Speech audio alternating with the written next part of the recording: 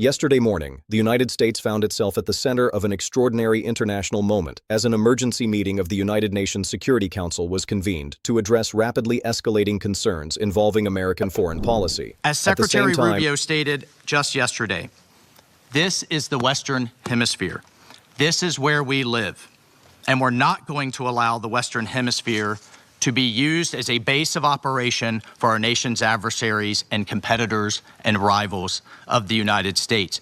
You can't turn Venezuela into the operating hub for Iran, for Hezbollah, for gangs, for Cuban intelligence agents, and other malign actors that control that country. You cannot continue to have the largest energy reserves in the world under the control of adversaries of the United States, under the control of illegitimate leaders, and not benefiting the people of Venezuela, and stolen by a handful of oligarchs inside of Venezuela.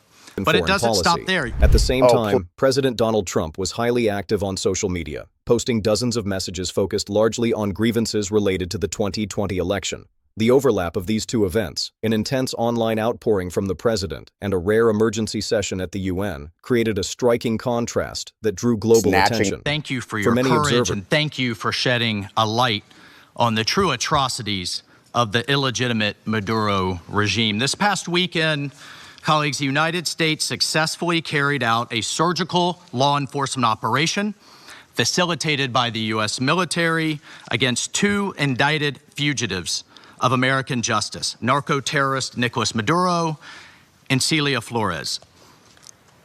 Colleagues, for many observers, the moment symbolized a broader crisis, a presidency under pressure abroad while remaining consumed by unresolved conflicts from the past at home, all unfolding in real time before a global audience.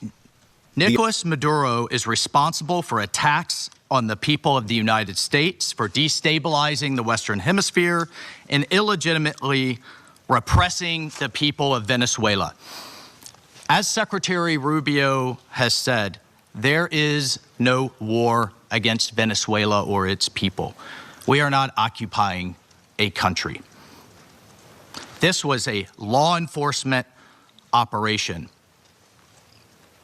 in furtherance of lawful indictments that have existed for decades. The United States arrested a narco-trafficker who is now going to stand trial in the United States in accordance with the rule of law for the crimes he's committed against our people for 15 years. A similar action was taken in 1989. The emergency UN Security Council session.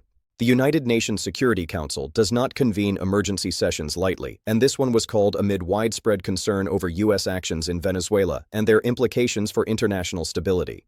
Diplomats from across the world gathered to discuss whether recent American operations violated international norms surrounding sovereignty and the use of force.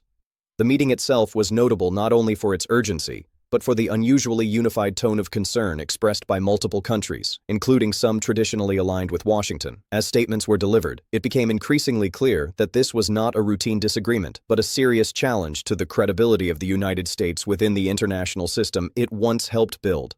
A president focused on the past.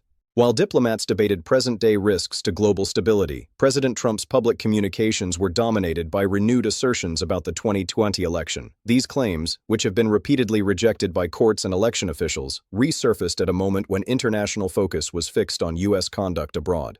Political analysts noted the dissonance. A president revisiting long-settled domestic disputes, while allies and adversaries alike were seeking clarity on America's current actions. The timing raised questions about leadership priorities and whether internal political narratives were overshadowing the demands of global responsibility. The role of the U.S. ambassador.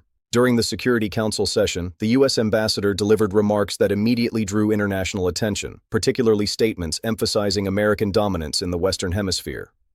While framed as a matter of security and regional stability, critics argued that the language echoed outdated doctrines of influence rather than modern principles of international cooperation.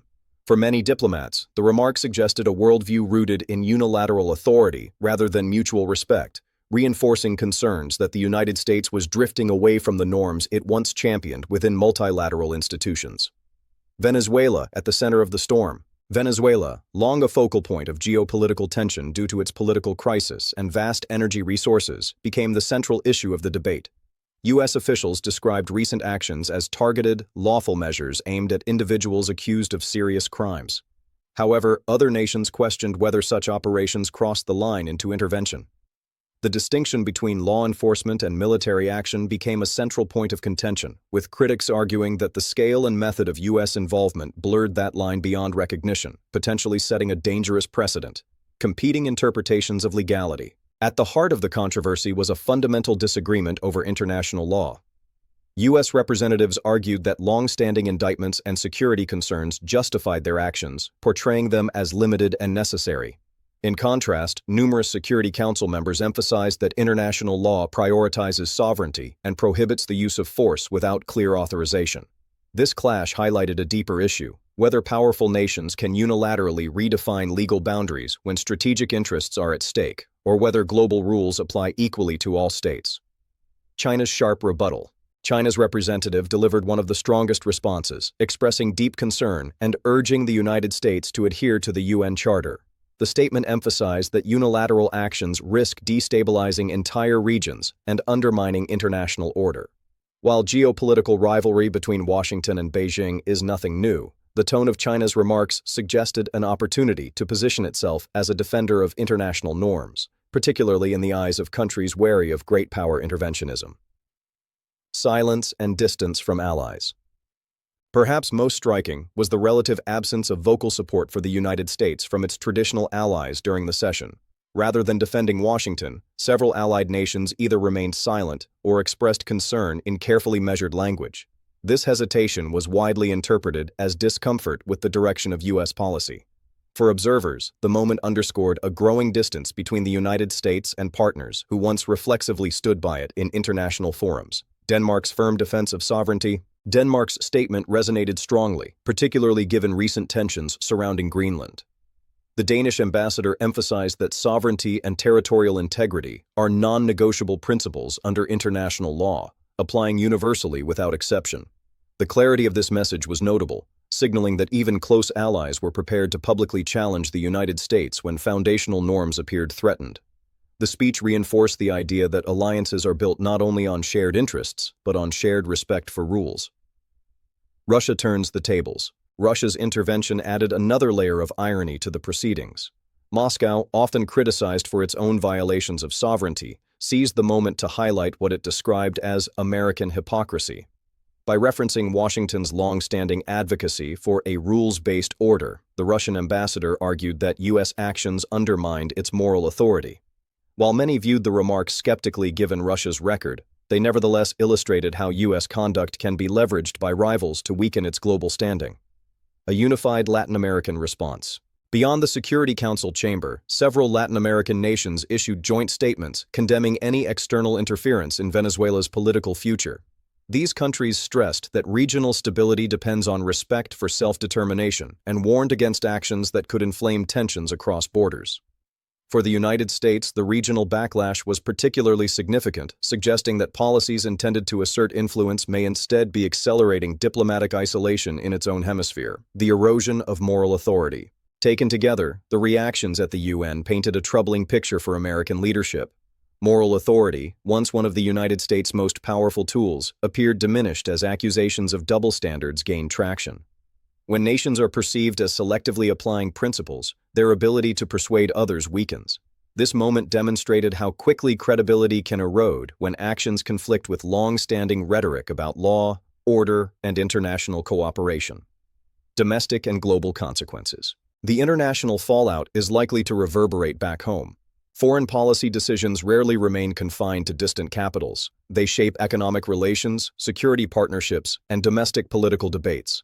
As global criticism grows, questions will intensify within the United States about the costs of unilateralism and the long-term impact on national security. History suggests that isolation abroad often leads to instability at home, making these debates unavoidable. A turning point for American exceptionalism. For decades, American exceptionalism rested on the idea that U.S. power was tempered by principle. The events surrounding the emergency UN session challenged that narrative. Critics argue that actions justified as security measures increasingly resemble traditional power politics, eroding the distinction the United States once claimed. Whether this moment becomes a lasting turning point or a temporary rupture will depend on future choices, but the damage to perception is already evident. The road ahead. As the immediate crisis continues to unfold, the path forward remains uncertain. Diplomatic engagement, transparency, and renewed commitment to international norms could help repair strained relationships, but such efforts require political will. The global response has made one thing clear: the world is watching closely, and patience for unilateral action is wearing thin. How the United States responds to this scrutiny may define its role on the world stage for years to come.